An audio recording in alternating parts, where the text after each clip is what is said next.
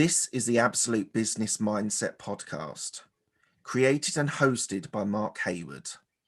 This podcast will interview entrepreneurs, business owners, and people in their careers. We will delve into their journey to success, key life milestones, and go deep into their area of expertise. Get ready to learn from other successes and failures. Today we have Angel Ribo, who is the CEO Confidant. Hello, Angel. How are you?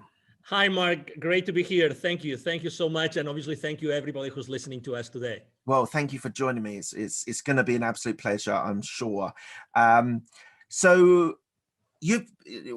just wanted to give people at the start is a quick synopsis of who you are, what you do at the moment, and then we'll go back and tell the story. So you help sales teams be profitable custodians, which I'm sure we'll talk about later on what a profitable custodian is, in sales negotiation, equity creation, and all based in Dallas, US at the moment. Is that right?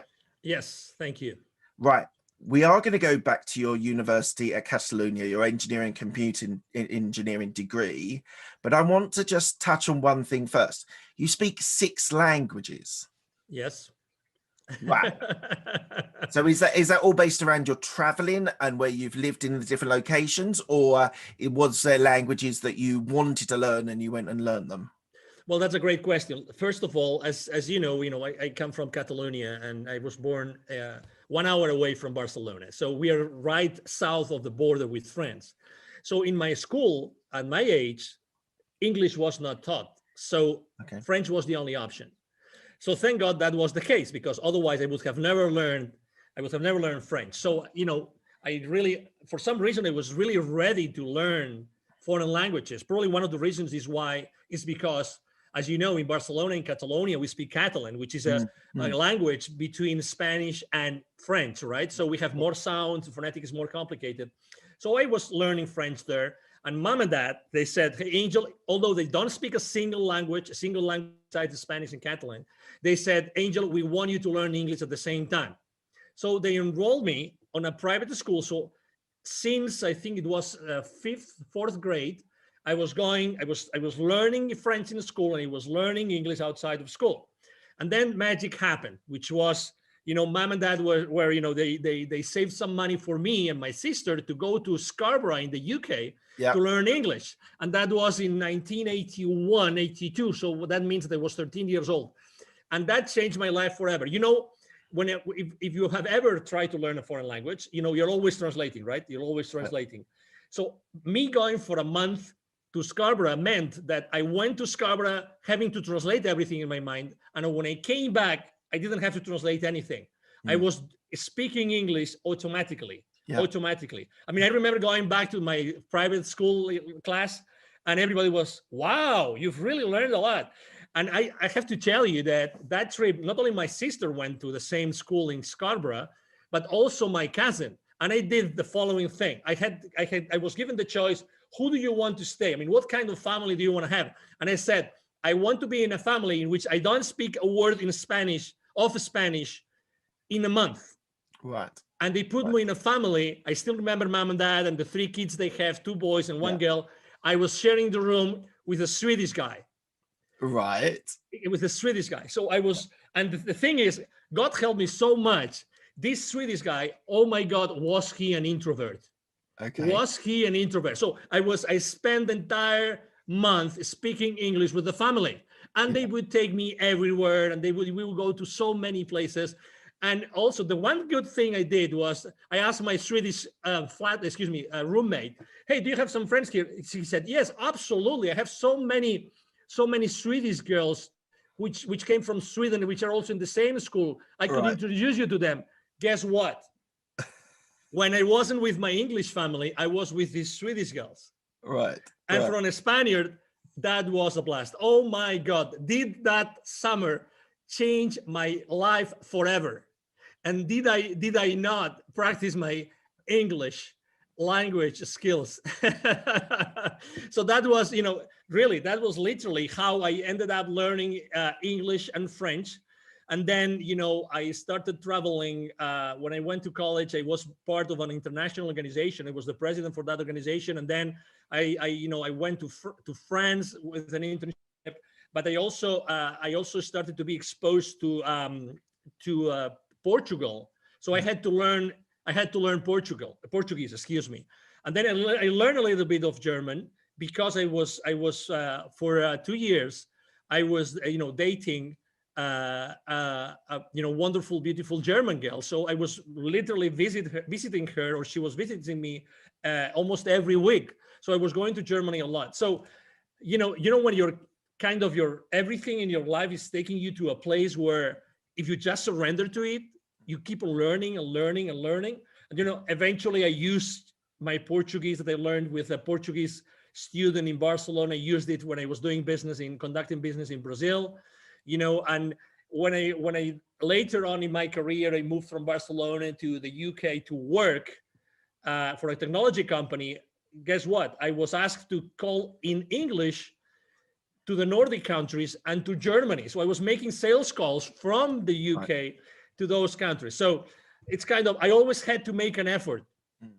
Like I had to put myself in a discomfort zone in order to learn another language.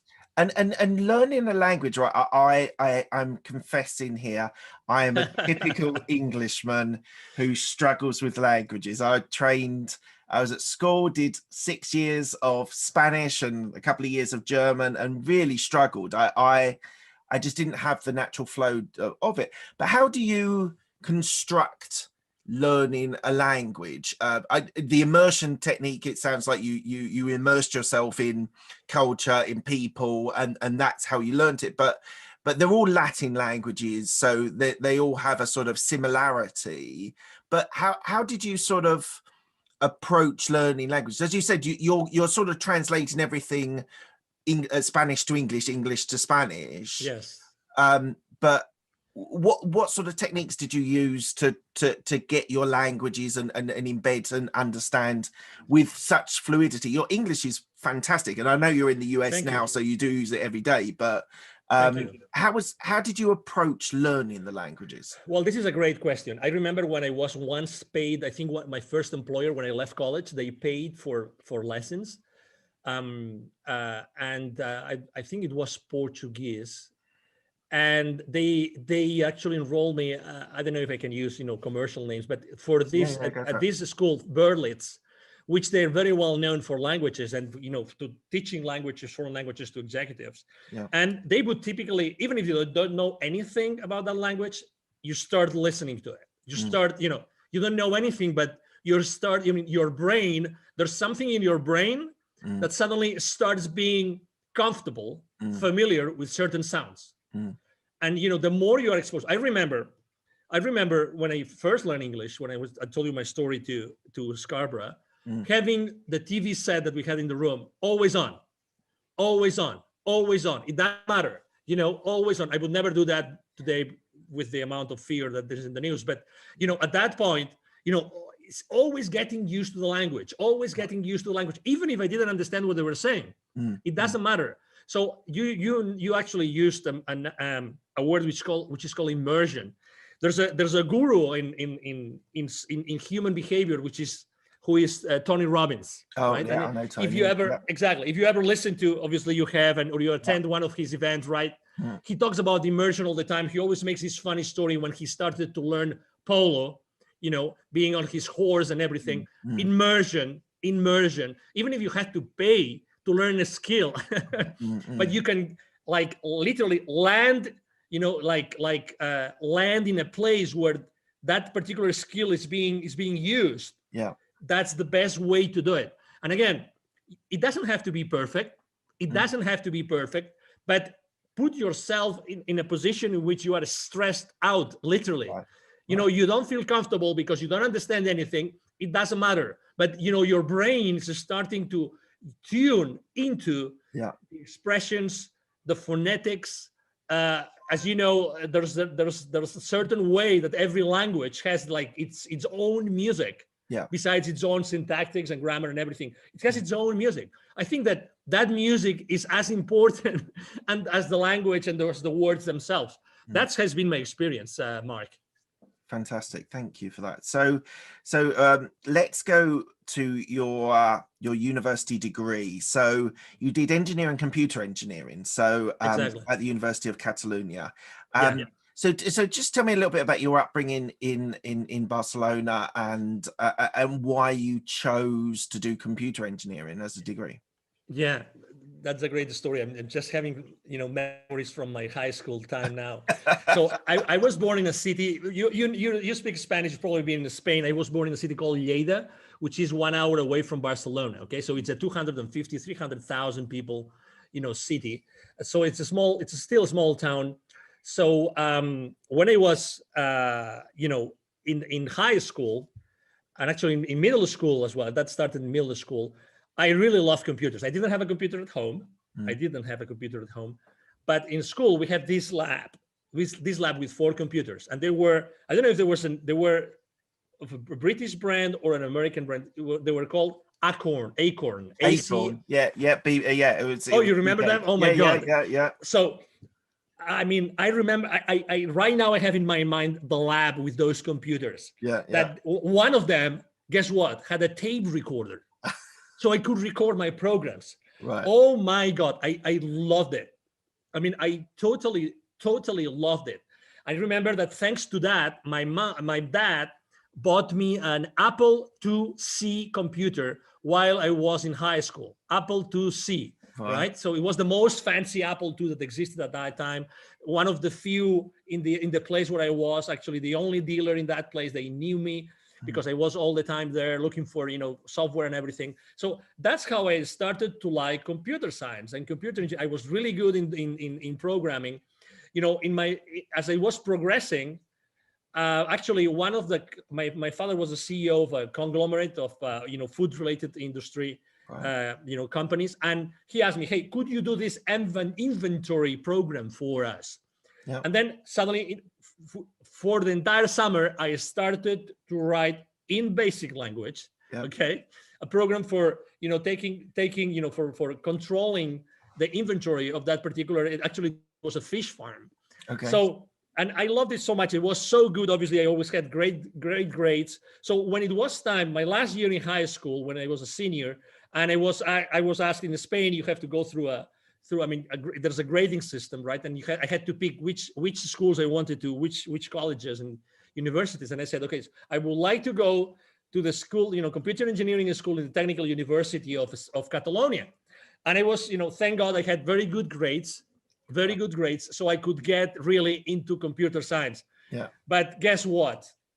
The first year was physics, math, calculus, programming, theory of information theory.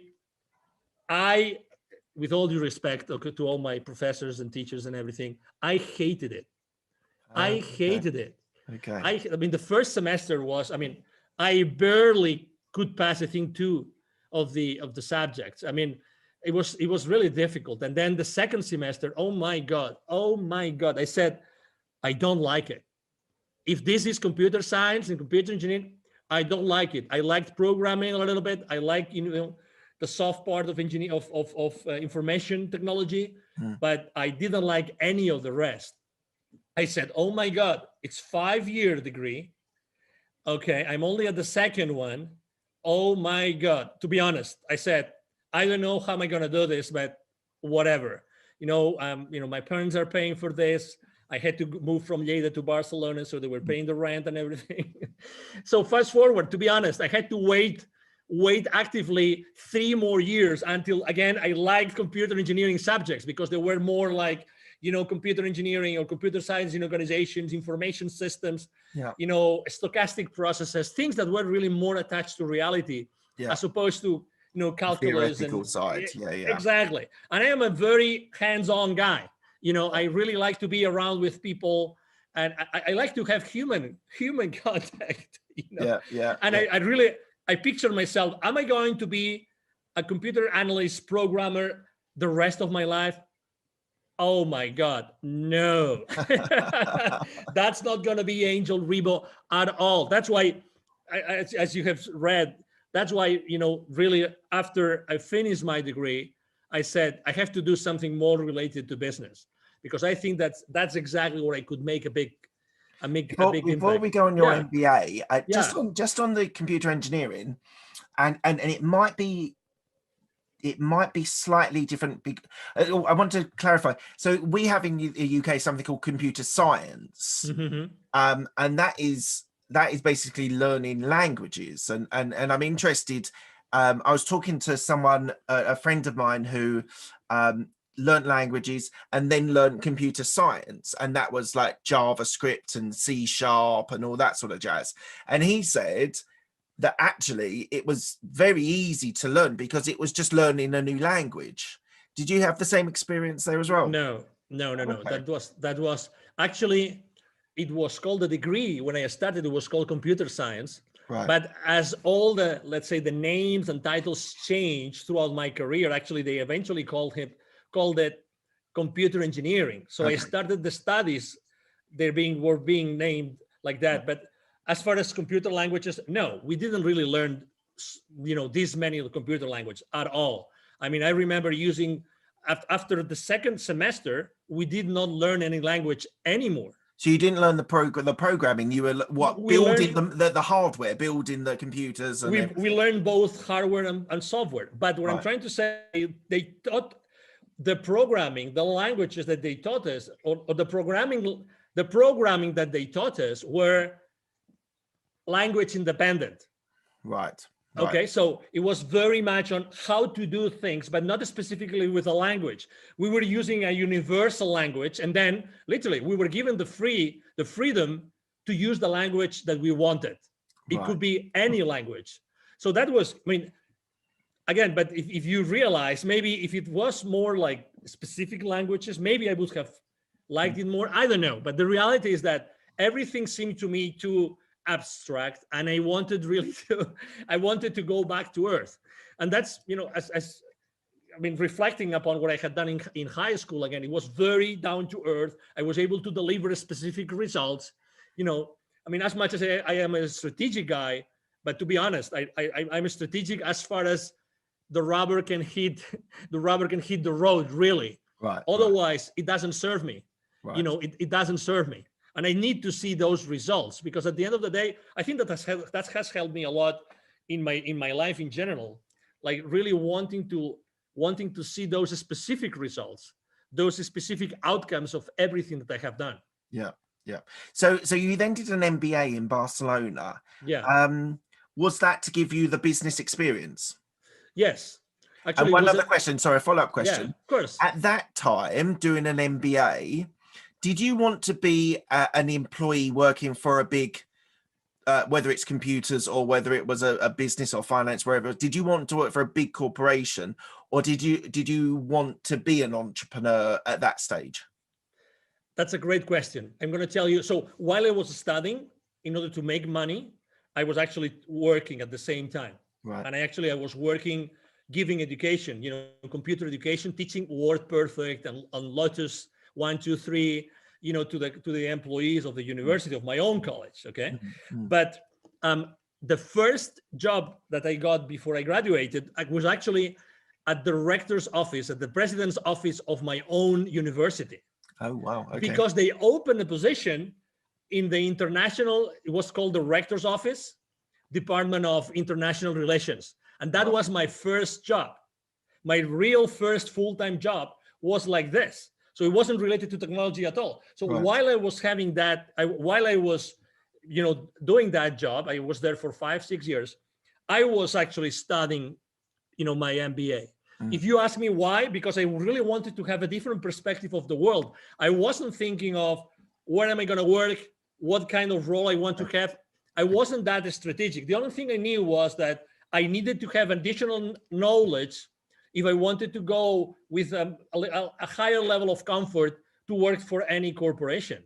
Right. So I started working in international programs, and then I started traveling extensively. And we had these wonderful relationships and trips to the UK to talk to the Imperial College and the University of Manchester School of Architecture. And we would go to all these many, universities in Europe, and also in the US and in Latin America, which were mainly the places where we would have, relationships and programs and things going on, right? So that was actually my first full-time job. And it was thanks to a bad personal experience that actually I decided to move out of Spain. But when I was still working, and let me tell you the story because you're going to like it. When I was still working at the university, a female headhunter came one day and said, Right. Angel, we want you in the private sector. I have this opportunity for you. I cannot disclose how I found you. And actually, I still don't know today why. Okay. But, well, I know why, but I don't know how they found me. But anyway, Okay. we would like you to work in this particular company. I think you would make a great fit. And it was an audiovisual company. Okay, so they would do all sorts of audiovisual productions of any size. It would be the launch of a new car for Jaguar, or it could be like the 100th anniversary of FC Barcelona, just to give you a couple of examples. Yeah. But the reason why I mentioned this is because eventually I was fired from that company. Okay, so that was interesting. What did you do? What did I not do? What did you not do? So there was a lot of politics involved in that company. I was hired by one guy, and I made a mistake, which is I allowed myself to say to accept a position because this guy said, "Hey, we are reorganizing this part of the company, and I'm not gonna be your boss anymore. So before I hand you over to the new boss, I want to give you the opportunity to go to another side of the company. It's up to you. You decide what you want to do." Right. Okay. And I really didn't know nor my potential new boss at that division or this other boss. So I said, okay, let's go to this other boss, this other division. And that was my life sentence. Okay. That was, but anyway, but that's okay. And that was before. You learn from these experiences, don't you? My God. Oh, absolutely. Because, I was supposed to be in charge. Do you remember the 2000 effect? How going from 1999 to 2000? Yeah. Y2K or whatever it was called. Exactly. The 2K effect. Nothing happened. Exactly. Nothing happened. Nothing happened. The clock just ticked over. How many trillions of dollars, of pounds were spent for that, right? But anyway, so I lost my job, and then I had this conversation with my headhunter. Hey, I'm glad that they stayed at that company more than 6 months, so you get your full fee. I told the headhunter, but okay, could you tell me why did you really come to pick me from the university and take me to this private company? They were really a good company, and large and very, very well known. And she goes, well, because I needed someone really flexible. Okay. I needed someone. There was something that I really liked at the interview with you, Angel, which was and she said, so if you're ready for this explanation, Mark, she said your feminine side was the part that really attracted me. And I said, what? And what did you go? What? Obviously, I've lived in so many. I'm so open to all obviously so many sexual orientations. I have friends all over the place with all orientations. So I said, what do you mean, right? Because I wanted to know. And she said, I want you to know something. And actually, it was the first time ever someone told me about this. So we all have this feminine side and this masculine side. We all have this. Like it or not, it's a reality. Yeah. And for what you stand in the world, you have this flexibility that's very difficult to find, in full-fledged masculine roles for men. And, I found this in you, and I knew that you were going to do a good job, regardless of what happened at the end. So anyway, that was my last job in Spain. And then it was when, the universe had a wonderful position for me in the UK. And that's how I. And so what did you do in the UK? Yes, I worked for my first ever American company. Right. It was a high tech company in this technology park in Fleet. Yep. I think is it Hampshire? Fleet. Hampshire. Yeah. I think it's Hampshire, exactly. So, and basically, I was part of the inside sales team. I started as an inside sales guy, and then inside sales team leader. And I was like, basically, first making phone calls, a lot of phone calls, trying to get appointments for my field reps. Right. And my field reps were in different countries, and I handed over those leads to them. And then I became a team leader. And that's what I was doing. It was my first sales role ever. And I loved it.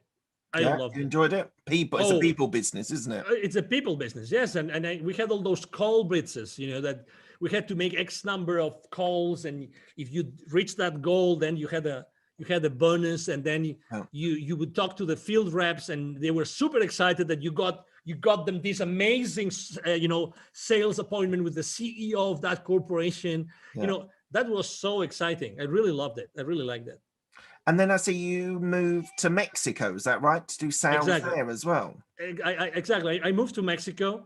The company I was working with in the UK, American company. I went to a sales boot camp in Boston. They were based in Boston. And I decided to take a vacation after that boot camp in Boston.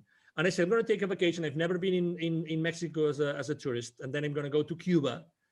And it was while I was in Cuba, and that's the reason why I moved then to Mexico. I had my first spiritual experience ever. I mean, I was very down to earth, and I didn't know what a spiritual experience meant. So I remember reading that book while I was in Cuba. And I was reading this book. Is called The Celestine Prophecy. I don't know if you've ever heard of this book. No. The Celestine Prophecy. I recommend it to you. Okay. It's written by a guy called James Redfield. The Celestine Prophecy. It's basically a book that talks about the energy and how everything is energy and everything around us is energy. I love the concept. When when you're reading something and you're feeling that you already know that, and you're feeling excited about this. So it's the story about a series of scrolls that are being found in the Amazon side of Peru. Okay. Right. So it's an amazing book. It's a fiction book, but the teaching just was amazing. So I remember turning the last page of the book, and as soon as I did that, I had this rush of energy going through me. I mean, I cannot explain it.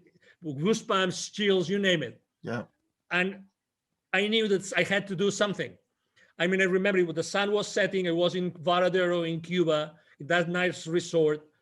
And literally at that moment, I decided I want to go to work in Latin America. Okay. I went back to Fleet. I mean, I never explained this to anybody. Okay, now everybody knows because I have explained the story, but I never explained that to my managers. But I told my managers, both American, I told them, hey, I would like to go to work in Latin America. You tell me where you have an opening. And they said, well, we would like you in Mexico. But hey, are you insane? What do you mean? Hey, you're working here in the UK. You have a great job, great progression. Look what you have done in under 2 years. And, you're making good money. Why do you want to go to a third world country? Why would you think of doing that? And I said, why not?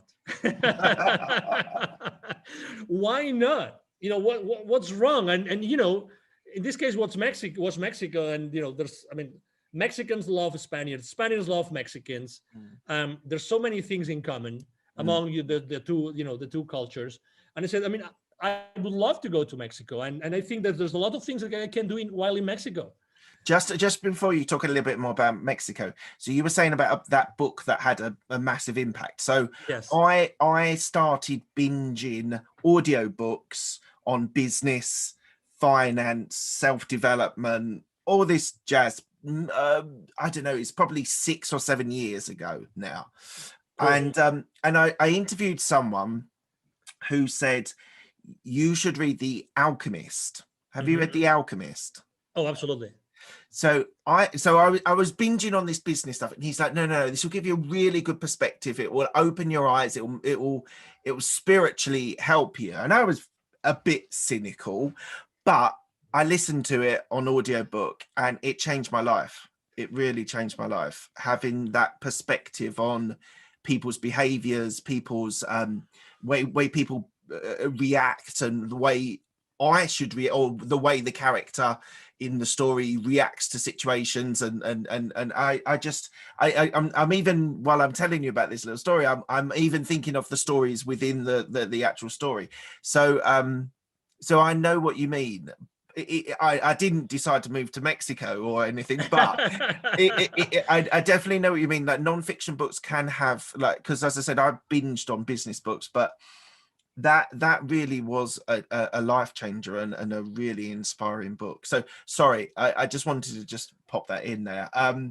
Sorry, you were saying about Mexico. No, so but I would like, no, but I mean, to your point, I mean, I downloaded my first Audible book before Audible was even an Amazon company, and I think it's a great companion. I think that for while I'm in the shower, while I'm driving, while I'm commuting, I mean, while I'm exercising, audiobooks are a great companion. They're fantastic. I must admit, my intake has reduced, because I used to do it on the commute into my office while I was still working in corporate, and that was my, as you say, companion. That was go in, listen to a story. I listened to it at 2 times speed as well. My brain now assimilates it faster. I think that's one of my life hacks. Like, if you're listening to audiobooks, put it on 2 times speed, because your brain just reacts and starts assimilating the information even though it's coming through faster. Thank you. So try that out. That's a great tip. Try that out. I never thought of doing it, but that's why I never thought of doing it, because when I tried 1.5, it was so uncomfortable. No, the thing is, no, I know. You literally have to do like 2 or 3 times of trying it, and then your brain just switches, and then it goes into that level as well. Exactly. No, you just, absolutely. I mean, I am a follower of a guy called Dr. Joe Dispenza. And he talks about, he's one of the most famous neuroscientists, very, very, very respected, because he's very science-based. And he talks about neuronal connections, how they are being built, how they are being, if you want to change your limiting beliefs, how do you have to replace them by others, these kind of things. But now that you said it, I immediately saw it. Exactly. That's the place. You have to be in an uncomfortable place. As many other things in life, you have to be in an uncomfortable place in order to get yourself into a completely different level. And guess what? You just said it. It's a life hack. It's a life hack. I'm going to do this immediately. I mean, thank you. Well, don't do it until we finish the interview. Thank you. Oh, yeah. No, but I mean, just because of this is a life-changing piece of advice. Thank you, Mark. Well, no, honestly. My absolute pleasure. So let's move from Mexico. You then moved to Dallas. And I thought it was really interesting when I started reading. So was it, I don't know how to pronounce, Dassault Systems? Yes. Dassault Systems. Yes. So you moved there, and you were doing the Mexico account in the office. But you did sales and marketing. You were there 10 years. So you were there a substantial period of time. Absolutely. You did marketing and sales, account management, sales leadership. So what made, first of all, what made you move to Dallas? And then why were you compelled to stay there for such a long period? Yes. The first thing, I moved to Dallas because at some point in 2010, the vice president for sales, he came into the country and he said, "Hey, Angel, if you want to offer you a better position, you have to move to the US, because we are a US-based company. So if we want to offer you," so he helped me tremendously. Great guy, and great company, by the way. Dassault Systems is a great French company. Right. So that's the reason why I moved to Dallas. Also, I was a bit reluctant in the beginning to move to the US. Sometimes Europeans, we're, biased on our thoughts, and it goes both ways. So, some of the Americans don't like Europeans. Exactly. Well. But I have to say, it was a great move. Also, I had 3 kids in school age. Right. So for me, also, it was also a very important thing to decide if I wanted them to receive an education in Mexico or in the US. So we decided with my wife to do it. So why I stayed so many years? So I stayed so many years because of these 10 years, actually, of these 10 years, the first 8, I was working for a division called SolidWorks, very well known in the software industry, engineering, product design industry. And I really had a lot of freedom. I really developed a very strong business. I was enjoying it. I was thriving. I had a blast. I had an extraordinary team. I did great things. My work was recognized consistently in the entire corporation. So I was really having a great time, and it was really valued, and everything was, I really have to say, I was able to build a great team along to help me do that. That's the main reason. And, I've always liked traveling. So for me, being able to develop business, to close sales, to negotiate deals with people in so many countries in Latin America, that was such a blessing. Such a blessing. I was traveling all over the place, and I loved it. Some people are maybe reluctant to travel, and when they offer a position, they say it's 50% travel or 75% travel. Yeah. For me, 100% travel was amazing, right? Because that's who I am. Don't ask me why. It's just who I am. Probably because of the languages, right? Because I feel like a citizen of the world, that I can go anywhere, and I like learning. I like being exposed to new things, and that's who I was. So that's why I stayed in the company for so long. And was there a specific career development that was opened up to you? And like, not necessarily your first day, but in the first year, they said, "Look, Angel, we think you can keep progressing." Like, was it opened up to you, or did you have to fight for the progression? Like, what was? I had to fight for the progression. I suppose you were in sales, so yes, I had to fight for the progression. Again, it is what it is, and again, you always put wherever you are in your life, you have a scale, right? In your mind, right? And you put one things in one side and one things in the other. It's a matter of balance. So you find the right balance, So I was really, as I mentioned before, freedom. I had a lot of freedom to do a lot of things. I developed a certification process for my sales force, a certification process for my entire channel, distribution channel. I designed training programs. I had so much freedom, and I could do so many things. And we had no boundaries. We could do anything. And we deployed strategies in Latin America that nobody had deployed worldwide, literally. So I had so much trust from my managers and the leaders of the company. Oh my God. And again, I value my freedom a lot. A lot. And did you have a coach or a mentor there? You said about the person who brought you in. What was that available to you? Not really. That's a great question. I think that I always learn through exposing myself, through being in uncomfortable places, and being the one doing stuff. Probably my passion and my enthusiasm helped me a lot, so that when I was proposing something, people would, go with me all the way. I was one of these guys that I would really, walk my talk. So people would come along with me, but there wasn't this written career path. I wish, because that gives you a lot of certainty. That's why, I was, people talk about the term like a corporate survivor. Yeah. In the sense that even though there was not such a career path specifically laid out for you, still I was able to thrive, and I was able to get different positions. I started as a sales rep or a sales manager, and then I started to incorporating territories. That's something that happens at corporate, right? You keep on bringing additional territories, additional revenue, right? And eventually, when I moved to the US, I incorporated, strategic accounts and accounts that were present at both sides of the board, and these kind of things. Right. Okay. Well, let's fast forward a little bit. I do want to talk about this, but we're gonna have to move on. You're a TV host on a station in Dallas. Unfortunately, we're going to have to keep going because I want to get everything in. Go ahead. So what I suddenly started seeing at a certain point of your career, you created CEO Confidant, which we'll talk about in a minute, but you started doing philanthropic, it's charity work that you started to do. So you became the president and co-founder of Wisdom for Kids, and you also, this is not so charity, but you became the CEO of Divine Human Ventures, which is helping the gap globally for companies to reach different parts of the world. So what made you take that shift, which is beyond the sort of corporate or entrepreneurial world, into those areas as well?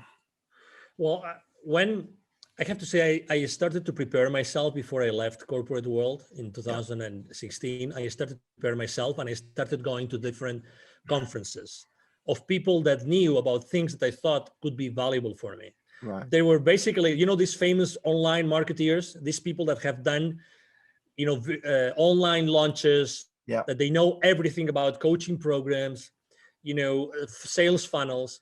So I attended so many conferences during 2014, 15, and eventually 16. So, so I prepared myself for doing that. I'm telling you about this because in 2015, 1 year before I left corporate America, I had a spiritual experience. Okay, it was the month of March. I was in Mexico City. It was a Saturday morning, and I was exhausted. I used to like to say when I was in the UK, I was knackered. Okay, Yeah. exactly. That's a great expression. So because I remember that morning very well because it changed my life forever. So it was at that hotel. Typically, I would fly back to Dallas to be with my family on a Friday night, but I missed my plane. So I had to reschedule for Saturday, and I couldn't reschedule for the first flight in the morning. So I had to reschedule for the 5 p.m. flight on Saturday. So that means basically that I would spend 1 day less with my family. So I was really remorseful. I woke up. I was at that hotel. I remember exactly where I was, in which room I was, and as soon as I went into the shower and the water that Saturday morning, I had, and now I recognized it, right? Or I then recognized it. I had a full-fledged like spiritual experience. So remember that what I told you that I had in Cuba before? So that happened, but with a lot of images, a lot of flashes, and a lot of things that made me cry like a baby. So imagine myself, from the outside, you would only see an adult, a young man crying in the shower under the water. But I was having all those flashes of basically all those kids in need that I had met so many times while I was conducting business in Latin America. So picture this, right? My clients were, and that's why I call myself the CEO Confidant. My clients, while I was in Europe first and then in Latin America, my clients were always large manufacturing companies. And I was always, because of the way we were conducting business, I was always talking to the C-levels of those companies. So I was always going to close business to these top, level The executives of those manufacturing plants. But guess what? In Latin America, manufacturing plants are where? Outskirts of large cities or even rural areas. And guess what? Where is the poverty? Where is the poverty in those areas? Yeah. Exactly in those very same areas. So every time I would go to those manufacturing plants to talk to those high executives, before getting into those places, I would see so many examples of kids coming to me and saying, "Hey, sir, senor, would you buy some gum for me, some candies? Would you allow us to keep your car safe while you are inside of the plant? Or could we wash the car? Could we clean your windshield for you?" So all those images of so many examples of kids in need, this came to me so strongly while I was in the shower. And it was very clear to me after literally crying under the shower for 15 minutes. It was very clear to me that I had to do something, that experience, that incredible amount of energy going through me meant that I had to do something about it. Okay. So I remember that I was so sensitive that day. The gentleman, Mr. Martin, Mr. Martin, he was the guy that was like my driver in Mexico every time I would go to Mexico. So I remember having breakfast. He called me, "Hey, are you ready for the appointment we're gonna have this morning?" I said, "No, you're gonna have breakfast with me today." So I invited him for breakfast, and we had a breakfast together. I remember that breakfast as if it was today. I said, "Martin, we are going to cancel this call, and we're just going to talk about something that happened to me. It's going to sound crazy, but we've been together for so many years." It was 2015. Okay, so I would like to share a story with you, and that's what I would like to do for the rest of my life. And I remember even crying over breakfast as I was explaining to him what had happened, a few minutes ago before, right? And that's the reason why. That's the reason why I said, "Oh my God, I have to do something." And that's what really triggered and ignited me deciding. Actually, I decided to create Wisdom for Kids with a friend of mine and his father, three co-founders, before I even decided to leave corporate America. But it was very clear to me that I was going to be the connector of the unconnected. Right. Right. The connector of the unconnected, the connector between this top layer from a success and wealth point of view with the bottom layer. Right. And obviously, through my work for so many years, I had not only sold and developed business, but I also had trained my distribution channel, my distributors, my resellers, my business partners. I had taught them how to become, good companies, I had helped them to grow their businesses. So I was always doing this, like helping these partners of ours, grow their businesses, but also eventually the main goal of all the services I'm providing to my own clients, to those manufacturing companies, was how to accelerate the growth of their businesses. Right. So you see, there was this common denominator. So it was very clear to me that what I had to do is I had to start this nonprofit. Eventually, we called it, Wisdom for Kids. But I called it. I had to start this because I said, if I don't do it myself with these two other people, who's going to do it? Who's in such a good position of being able to, tap into the genius of these top level people and at the same time helping the underprivileged? So tell me a success story. What have you managed to do part of this charity nonprofit? Yeah. So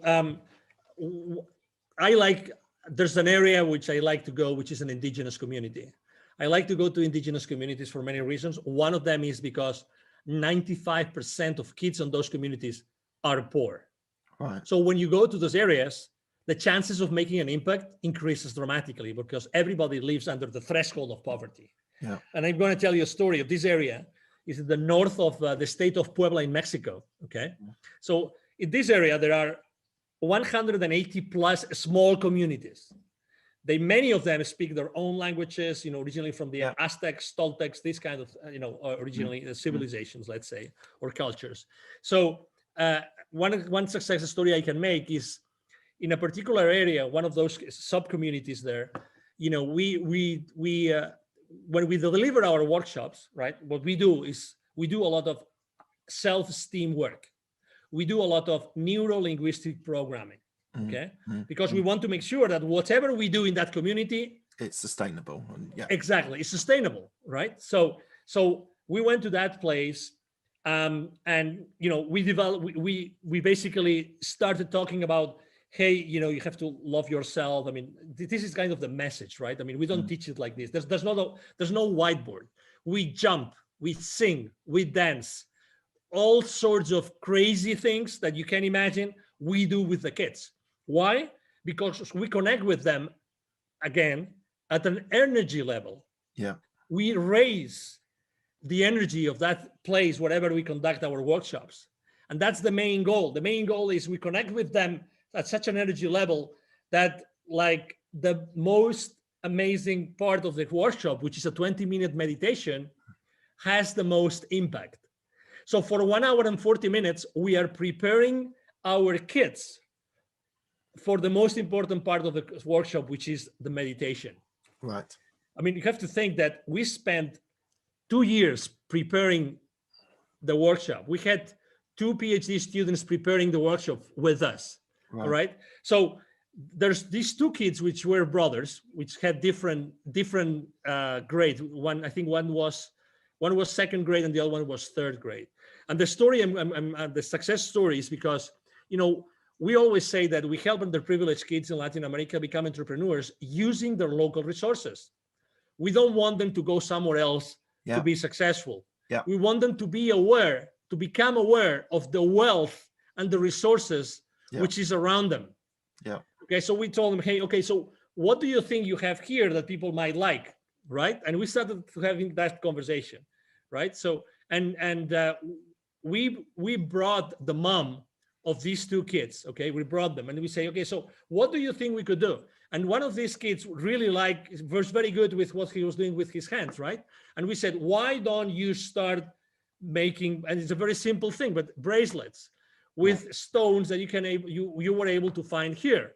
Yeah. Actually, and they said, wow, that sounds really interesting.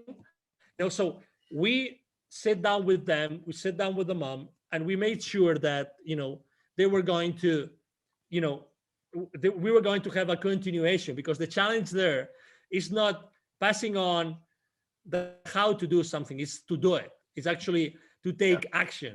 Remember, it's not. There's one mantra that I always share with my business, with my clients, which is take imperfect action now. Yeah. That's my mantra. Take imperfect action now. So we sat down with them, and that was at the end of 2019, and we said, okay, so this is what we're gonna do. So we make sure that our local teams. We always have local teams. We develop local teams when we go to a community. They're gonna make sure that you guys are gonna be following through. Okay, so our volunteers locally, have been talking to this mom and to these kids, and I know for a fact that these kids have been, selling those bracelets to the local community. In this area, actually, there's a former Toltec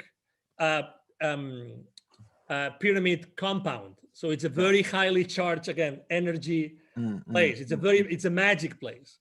So they already have a place where tourists go, so they can sell those bracelets already to the local community.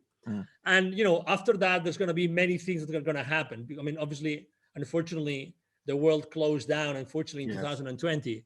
But we're talking about incorporating other nature elements of nature into their bracelets, and obviously writing a story about that.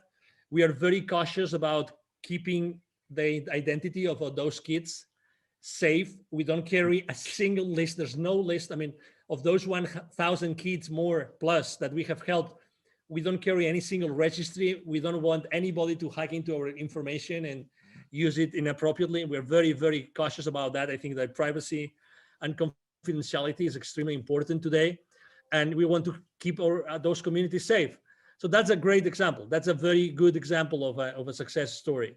That's fantastic, and all power to you. I think it's a wonderful idea. And what's so great about it for me is that you're inspiring children to perhaps be entrepreneurs, but in their community, in their country. They don't feel they have to go to America or go to the cities. They can develop within the local community, which I think is wonderful. I want to ask you a question which I don't often ask, but I'm intrigued. So you've described yourself as a global citizen. You travel all around the world. You are you speak many languages, and a lot of your time is traveling. And you mentioned a little bit earlier on about having 3 kids. So how do you balance being a global citizen and also being a parent of 3 kids? That's a great question. And let me make a confession. I think that once my wife gave an interview to someone and she said it, so that's why I'm going to say it. Okay. At some point in time, I think it was in 2008, so 2 years before we left for the US, actually, and she didn't tell me actually until 3 years later. So only a few months before she got pregnant of our second kid, she told me she was actually thinking, she told me one day, Angel, you were spending so much time gone. I thought our marriage would never last. Never. We were living in Puerto Vallarta in the Pacific coast of Mexico. And I would literally spend 2 weeks in a row gone. Right. Like gone. And we had at that time we had an 8-year-old kid. I was literally gone. And that comes with a price, right? So I loved, obviously I was gone because I loved what I was doing. I totally loved it. But so so that came definitely with a toll. right? And when I made the decision of leaving corporate America, actually one of the main reasons besides my nonprofit was I really would like to spend more time with my family. And let me tell you, I've taken my second kid, my 12-year-old now, I've taken him with me to do what I do. Right. And it's really eye-opening because I remember when I took him for the first time, we got to the place in the mountains. It was a very poor village. Mm. There was the Sunday market was on. Mm. It was dirty. It was smelly. It was raining, cats and dogs. Mm. And my kid, like we had literally, we took a 6.5-hour bus from Mexico City to that place in the mountains. Oh, okay. Yeah. Yeah. Okay. And my kid said, Daddy, I want to go back home now. I don't want to be here. Oh no. I don't want to be here. That's not what you want to hear, the whole landscape, the whole scenario was so, let me use the right word in English, appalling for a kid that he said, I want to go back home. I don't want to stay here. I really don't want to stay here. Well, luckily enough, the next day it stopped raining. It was, as you know, in the mountains, then it was warmer and it was very nice sun. And then obviously he was involved in delivering the workshops. Yeah. He was one of the highlight of the kids because they got to see a kid from a completely different life with them. Yeah. And then he changed the way that he was seeing the whole wisdom for kids that Dad is doing, Yeah. And it was a great experience. And now he knows and he understands exactly what an underprivileged kid means. Yeah. Yeah. And absolutely. but yeah, but it was, to your question, it was very difficult. Now I work, my office is at the second floor at home, we have a 2-story home. Yeah. And it's different. And I spend a lot of time with my kid, and actually now he's in school, but most of the time he listens into my podcast interviews. Right. And not only that, sometimes I ask him to write posts. He's brilliant. He's much smarter than me. Needless to say, his genes are much better, much better. And he's brilliant in English. He's brilliant. He got this prize from his school for his English, skills. He writes really good. So he has he made his own computer, and he has it next to me here in the office. Thank God we have a large office. But I love to have him involved. And every month I have my daddy son night, my daddy daughter night, obviously my daddy mommy night, right? Date night, we call it. But it's important because otherwise, just to mention something, the last 12 months, how difficult have they been for the families? Do you know what? So I left corporate in October 2020. So I'd sort of been living a dual life. I had my corporate career and then I had my podcast and various other things. And I was sort of leaving the house at 6:30, 7 o'clock in the morning, coming back. I had US clients, so I was coming back 8:30, rarely seeing them in the day. And I think one of the things that COVID has actually done is, so I'm working from home. We've managed to make it work. I can close the door if the kids are not, if I'm doing an interview, but actually being present. It's not always that you're I'm doing a little bit of homeschooling at the moment. We're in lockdown in the UK, but my wife's brilliant and she does most of it. But just being present and being around and having meals with them and having breakfast with them and being involved in their lives is probably, for me personally, the biggest thing that COVID has given me as a benefit. Now, obviously, there's terrible, terrible stories and deaths, and people I know have had sorrow and sadness. But the one thing for me that's been great, it didn't push me to leave corporate America. I was leaving. I just hung around a little bit just in case what was going to happen, because it was also new. But I think the thing is making a really important point that that I wasn't necessarily traveling a lot, but it just, the corporate world sucks you in and it wants more and more from you, and naturally your kids and your wife and other and people around you, They're the people that suffer. It's great. I mean, if you think, now that you have I have to say that after leaving corporate, I was by myself in the desert for many months. Okay, Right. I had to adapt. Yeah. Yeah. I mean, for me, it wasn't automatic, right? I mean, although I was successful and blah blah blah, regardless, I thought it wasn't enough. I thought until I one day I sat down and started to make some accounting. How many clients have I seen? What were the achievements? How many people have I met? What did I do to help them? What, all these kinds of things. I felt that it wasn't enough. So, I mean, everything works out, right? Yeah. It's true that when you work in this large structure of a large corporation, you give so much away, Yeah. so much. I mean, and you typically never feel fulfilled. You typically always feel that 100%. it's not enough. You Yeah. have to, you have to give enough. You have to give more. You have to give more. You have to give more. And there's never, one of the things that I will change if I was going back is the vacations. When I Right. would take a vacation, I always have had my mind still in my job. Mm. Always. Mm. I remember one time I said, okay, I'm going to go really far. Like I'm going to travel, not to Europe, but I'm going to travel to Hawaii because they are in the middle of the ocean. Yeah. And I will not have to talk to any of my resellers, any of my salespeople, nobody. I'm going to be there 3 weeks. I remember as if it was today. I couldn't do it. So I was a corporate animal. Yeah. Mark. Yeah. Like, you know what I mean? I was like completely embedded Yeah.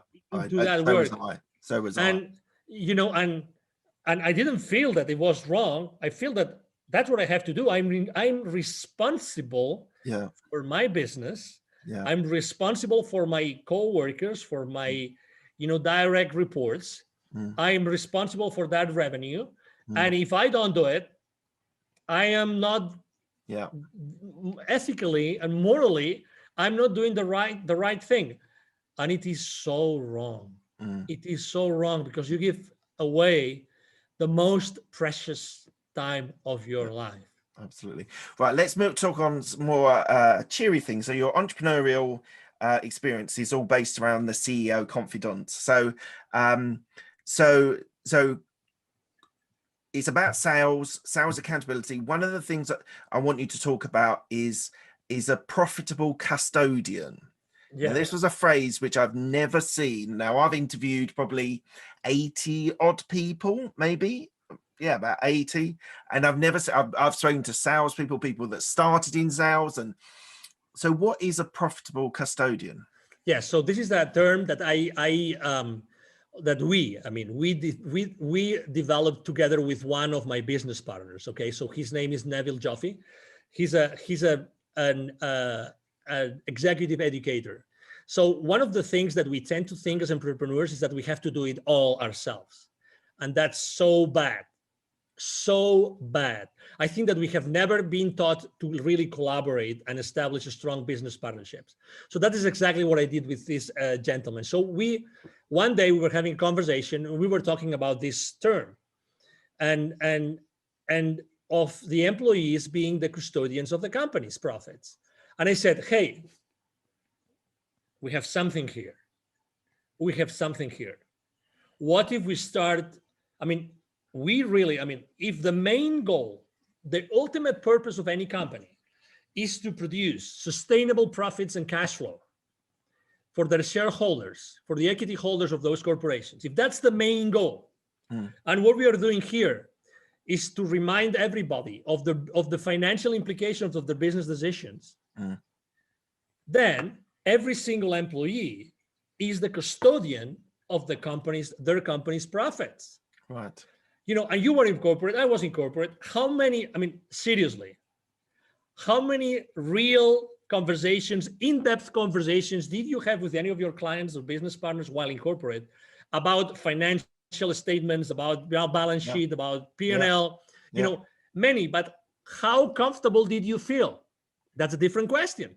Yeah. How comfortable did you feel? Even if I went through a MBA, I really didn't feel. So when I was talking to Neville Joffe, we realized that, and he told me, because he had surveyed so many people, that we are never trained at corporate to be aware of the financial implications of every single decision that we make. Yeah. It can be a discount, it can be a new product, anything that we do at corporate, So then we came up with this concept, which is profitability custodians. I ran to GoDaddy. I protected literally, I did that day. When you have one of these amazing ideas. Yeah. I went to GoDaddy. I booked the domain profitability custodians, and then we started using it. And it's because it's the reality. We are really not aware, even at the personal level. I mean, how many families have a balance sheet of their own home, of their family? How many have a P&L? Do you know the financial implications of a decision? Well, roughly. The answer is roughly, right? Yeah. Do you know something that was a game changer for me? You were talking about books earlier on. Yeah. Remy Sethi, who wrote a book called Make You Rich or something, and it was a game changer again for me, because it started talking about, on a personal finance point of view, having different accounts for different things. So we had a Christmas account that we were putting money in every month, and that when Christmas came around, when you buy stupid amounts of presents for your kids and things like that, we had a fund for it, and we didn't even spend all the money that was available. So now that's rolled on to birthday funds when we want to buy the kids birthdays, and I've managed to be able to separate. So I now put every month a little bit away for tax, a little bit into this fund. My business account, I always keep a slash fund available, especially on my properties or real estate, if there's a boiler going or whatever, something like that. So that was really a game changer for me, to actually, instead of just having one account and so many things dipping in and dipping out, and you can never control what's coming in or what's going out, you just never have a concept of it. So it sounds to me that you're sort of giving that sort of responsibility to the people you're training as well. Exactly. So what we do is we actually start from the personal financial statements of every single employee. Okay, we're talking about, I mean, this is designed for both entrepreneurs and for corporate business operators, let's say. So we started from the financial statements, of personal financial statements of everybody who is being trained, because it's from there, it's from that position where everybody acknowledges what we're talking about, that we then go to corporate finances. And again, it's the same thing. Wherever you are in the corporate arena, wherever you are in the corporate world, whatever the place in that matrix of your company is that you are, every single decision that you make has a financial implication. Yeah. So basically that means that every time you make a decision, you're actually signing a check. But the CFO doesn't know, but you're actually signing a check. Yeah. So every single employee are signing checks. That's why they are the profitability custodians. And exactly, it's a very unique term. But every single employee is the profitability custodian of the company's profits, because that's the nature of the company. And that's a blind spot. That's a big blind spot. We run, as you know, we are very active on LinkedIn. We run a survey on my profile. I run a survey asking, what do you think is the main blind spot of salespeople in the corporate world? And we expected that profitability would be one of the top places. It wasn't the top. It was not the top. So that's why, again, even though every single company exists, in order to produce sustainable to increase sustainably, shareholder value and cash flow, that's the main goal of a corporation, then very little is done at an employee level. Obviously, the CFO knows what he's doing, but how much is being done in order to align? 100%, especially in corporate, because people that I worked with. So I want to talk about innovation, but just on that. Go ahead. Well, I'll lead into innovation, but people that I worked with, they had no responsibility for their products that they were working on. They turned up and they did tasks, and that was they then left. And they had, as you say, they had no responsibility of trying to make it more efficient or to raise revenue or go out. And the reason why I was successful in it was because I was interested in business development and actually finding new clients, finding new markets. So I know sales is slightly different to what my experience of corporate America is, but how does innovation sit with the people that you work with in the sales environment? So innovation for you in the sales arena is different to I was in KPMG and PwC in their software, so I helped sell and implement software. But how does innovation sit for the sales market in corporate America, or even in entrepreneurs that you help? So do you mean, are you talking about the importance of innovation within because my I think customer people, base? Or well, I think people just aren't aware of the importance of and I mean innovation as in making a difference, making a change, in trying to make something better, whether it's with a client or within an internal system or whatever. Yeah, I mean, I think that, in theory, everybody embraces innovation, right? Because innovation means you are able to create something new. We are all by nature creative. We love to create, but then there's this gap between, okay, I create all those things. You mentioned several products.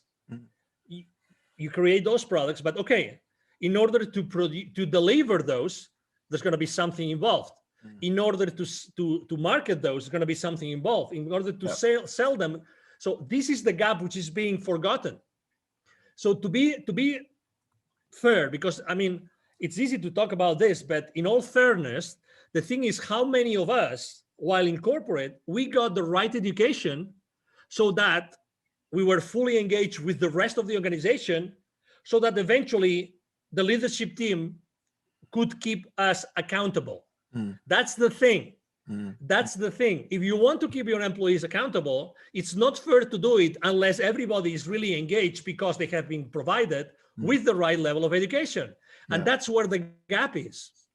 That's where the gap is. And again, it's a matter of priorities. It's a matter of priorities. So for instance, I was also selling to many different industries. We were selling what is called product lifecycle management software. Okay. Right. So that means that our clients would be like corporations, that they would have some products that they would send to the market, and obviously they wanted to launch those products to the market faster than the competition, blah blah blah. Obviously innovation was always there because our tools were helping them to be really innovative and to launch to market, the time to market, right? Time to market. Right? So innovation was always there. But again, it's not only that you have a great idea and you're able to make sure it's going to fulfill your client's needs. It's not only that, because something that also, again, another gap. When you're selling something, how many times do you really care about the profitability of your client when they buy from you? Because at the very second that you close a deal with them, you become a liability. You become a liability in your client's financial statements. Yes. And it's a great revenue for you. Yeah. But until the returns, until the client sees the returns, you are a liability. You tell me, as a salesperson, how many times you have the tough love conversation, the tough conversation with your client, in which you say, okay, but I'm only going to sell to you unless we really have a tough conversation about how that is going to help you increase your profitability. Nobody does it. Nobody does it. Because why? Because it's a tough conversation. It's like, when you're dating this girl that you really wanted to date, like you were like dying to date with that girl, and then you immediately, for some reason, something changes and she says yes, and it's your first opportunity. Are you going to go raw the first day? Are you going to tell her everything? Not the first day, not even the first month, not even the first year, because she's the lady of your dreams, right? Mm-hmm. So it's the same thing. We are coin operated, we are salespeople. So when we have this possibility to sell a multi-million-dollar to someone, we never have these tough conversations. Wrong. This is the wrong thing to do, because we want long-term relationships with our clients. The best way to keep our clients alive and keep on buying from us is if we make sure that we develop that win-win, in which they recover and they make their investment in our products and services profitable. Mm-hmm. I'm going to have you back on my podcast again. I'm gonna what I want to do on our second interview, I'm happy to do it, is talk about sales, is go deep in on sales, because I think it's the core of your business, it's the core of your experiences. I've got certain views on sales, not negative, because I think people's career progressions is based on selling yourself. It's like you're selling to clients, you're selling yourself to your bosses. So we'll have to get you back on in a month or two. Right, we're coming to the end of the interview. I asked my guests 6 same questions. They're quick fire questions. They don't need quick fire answers, depending on how you want to respond to them. First question is, what's the best decision that you made? Have kids. What's the best piece of advice you were given? Be open to what the universe has to tell you. Okay, awesome. Who helped you most in your career? My wife. Any regrets? A lot, but I wouldn't be who I am unless I had gone through those challenges. So that's okay. I'm a human being, so I am still wired, and I still feel that I did something wrong. But really, I'm happy to be who I am with all my flaws. That's fantastic. What are you most proud of? Well, what I have achieved. I've helped so many people. All the lives that I have been able to change. Awesome. And what does legacy mean to you? Well, legacy means all those things that the people that have been able to impact, to your previous question, all those memories, all those examples that I was able to give to all these people, the people that I was able to lead throughout my life. And that includes obviously my wife and my kids. Fantastic. Thank you very much. Where can people find you? Thank you. Yeah, very easy. Go to LinkedIn, Angel Ribo, the CEO Confidant, or send me an email. Ribo is spelled like R-I-B as in boy O. So my email address is angel, as in heaven, angel@angelribo.com. And I have to tell you, or myself or someone in my team will be, kind enough to respond to your message. So don't hesitate to write to me. That's fantastic. Thank you very much, Angel. It's been an absolute pleasure. Thank you. The pleasure has been mine. And obviously, thank you very much to the audience who has been listening to us today.